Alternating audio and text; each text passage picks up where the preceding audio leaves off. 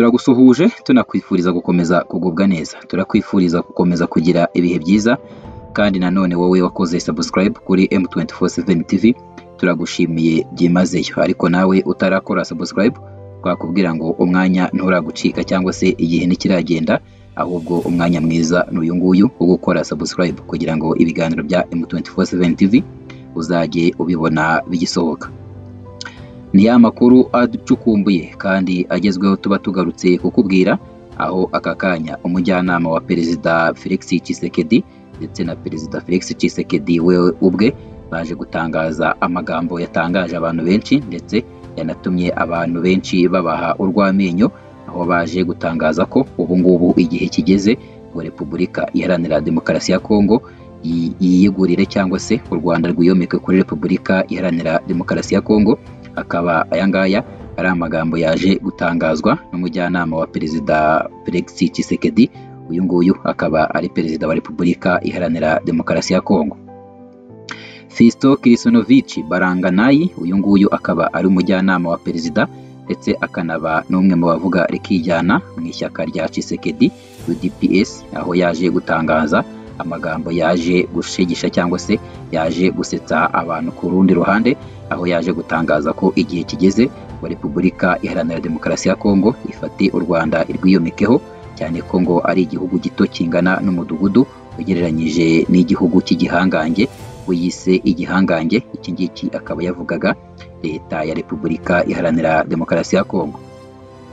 Uyu mugabo ubu butumwa yabutambukije abunyujije ku rubuga rwa X, aho yavugaga ko abanyarwanda bakunda kuvuga kuri Tshisekedi ariko ntibavuge kuri perezida wabo, aho yavugaga perezida wa Repubulika y'u Rwanda Paul Kagame. Baranganayi urebye ku mbuga nkoranyambaga bigaragaza ko ari umujyanama wa Perezida wa Repubulika Iharanira Demokarasi ya Kongo Felix Tshisekedi, aho ari umujyanama we mu bijyanye n'ikoranabuhanga ndetse n'itumanaho, ndetse uyu nguyu nanone akaba ari umwe mu bakomeye mu ishyaka rya Perezida Felix Tshisekedi. Ingiri akaba ari ishyaka rya UDPS, akaba ari naryo riri ku butegetsi. Mu butumwa bwe yanyujije ku rubuga rwa X, uyu yaje kugira ati: nta kintu bavuga kuri perezida wabo Kagame, bavuga kuri Tshisekedi. Igihe kirageze ndetse tugomba gufata aka gahugu gato tukakiyomekaho cyane gasa n'umudugudu ugereranyije n'igihangange Repubulika Iharanira Demokarasi ya Kongo. Ibi ngibi birarambiranye. Ubu butumwa yabutangaje asubiza abanyarwanda banengaga imikorere ya Perezida wa Repubulika Iharanira Demokarasi ya Kongo Felix Tshisekedi, uko akomeje kwigizayo cyangwa se uko akomeje kwigizayo abanyekongo cyangwa se abo ashinza gukorana n'u Rwanda, aho abambura uburenganzira bwo kwita abanyekongo ahubwo akabita ko ari abanyarwanda, akurikije ko bashobora kuba bavuga ururimi rw'ikinyarwanda cyangwa se bakaba bafite ngo aho bahuriye n'u Rwanda kubera ko bakoresha urwo rurimi. Amagambo nk'aya y'ubushotoranyi si ubwa mbere avuzwe ndetse ntago ari ubwa mbere atangajwe n'umuyobozi wo muri Repubulika Iharanira Demokarasi ya Kongo, kuva ibihugu byombi byatangira kugirana umwuka mubi. Repubulika Iharanira Demokarasi ya Kongo binyuze mu bayobozi bayo batandukanye bakunze kwijundika ndetse no kwibasira u Rwanda babinyujije ku mbuga nkoranyambaga, aho byageze naho Perezida Felix Tshisekedi we ubwe avuga ko yiteguye gukuraho ubuyobozi bw'u Rwanda kandi ko azanashyigikira uzabigerageza wese, aho yazaga kuvuga ko azashyigikira buri muntu wese ushaka gukuraho ubuyobozi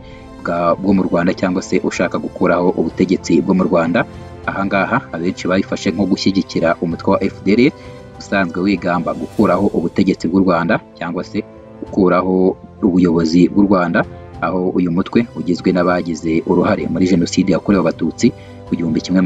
1994, ndetse Tshisekedi ntiyigeze aca ku ruhande, nta nubwo yigeze ahwema kugaragaza ko ashyigikiye cyangwa se ari kumwe n'uyu mutwe bakunze gutangaza ko uzibasira cyangwa se uzahungabanya umutekano w'u Rwanda mu buryo bumwe cyangwa ubundi. Repubulika Iharanira Demokarasi ya Kongo binyuze mu bayobozi bayo batandukanye bakunze kuvuga amagambo y'ubushotoranyi ku Rwanda, ndetse abenshi bakunze kugaragaza ko babangamiwe no kuba u Rwanda bavuga ko rushobora kuba ruyobowe neza, ndetse bakunze kuba bavuga ko u Rwanda ari rwo ruza kwiba cyangwa se ari rwo ruteza umutekano muke muri Repubulika Iharanira Demokarasi ya Kongo, ndetse bakunze kugaragaza ko perezida w'u Rwanda Paul Kagame ari we wihishe inyuma y'umutekano muke umaze imyaka isaga 4 mu burasirazuba bwa Repubulika Iharanira Demokarasi ya Kongo, aho kuri ubu ngubu ingabo za Repubulika Iharanira Demokarasi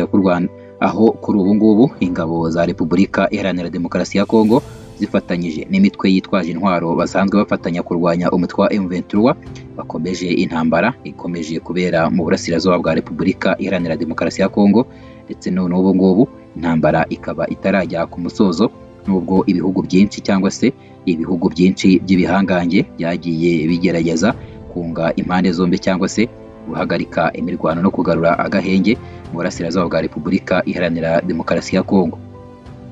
Kugeza n'ubu ngubu Perezida Felix Tshisekedi yakunze kugaragaza ko atiteguye, ndetse nta n'umunsi n'umwe cyangwa se inshuro n'imwe azigera yemera kujya mu biganiro na M23,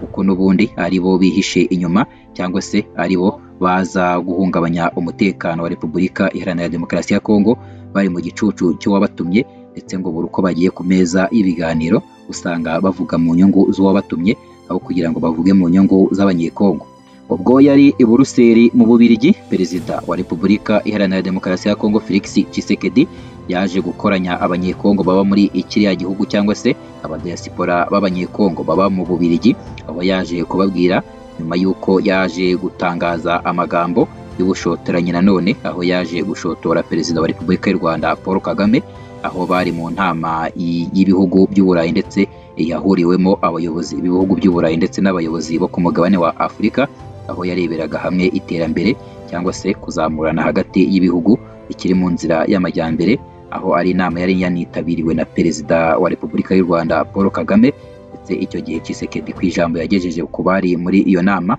yaje kubwira nyakubahwa Perezida wa Repubulika y'u Rwanda Paul Kagame, aho yaje kumubwira ko ari we nawe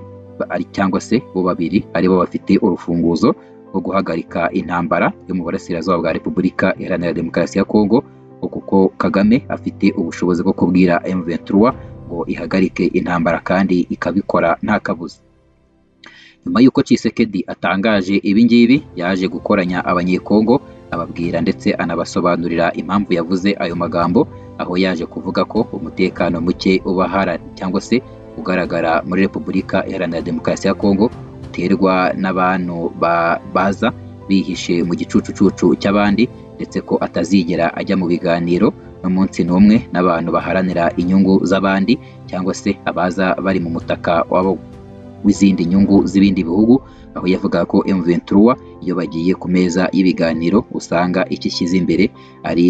ibiganiro cyangwa se ari inyungu z'uwabatumye, aho kugira ngo bashyire imbere inyungu z'abanyekongo muri rusange.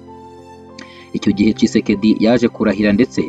atsemba ko atazigera ajya mu biganiro na M23, kereka aho byashoboka honyine mu gihe yaba atakiri muzima cyangwa se mu gihe yaba yarakuwe ku butegetsi atakiri Perezida wa Repubulika Iharanira Demokarasi ya Kongo.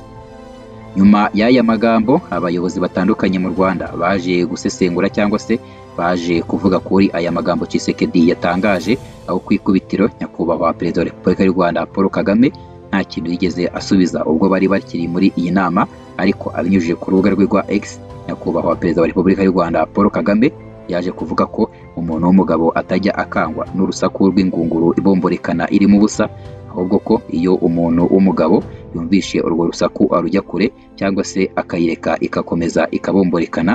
kuko iyo ugize ikibazo ku rusaku rw'ingoma irimo ubusa cyangwa se ingunguru irimo ubusa, nawe ubwawe uba ufite ikibazo.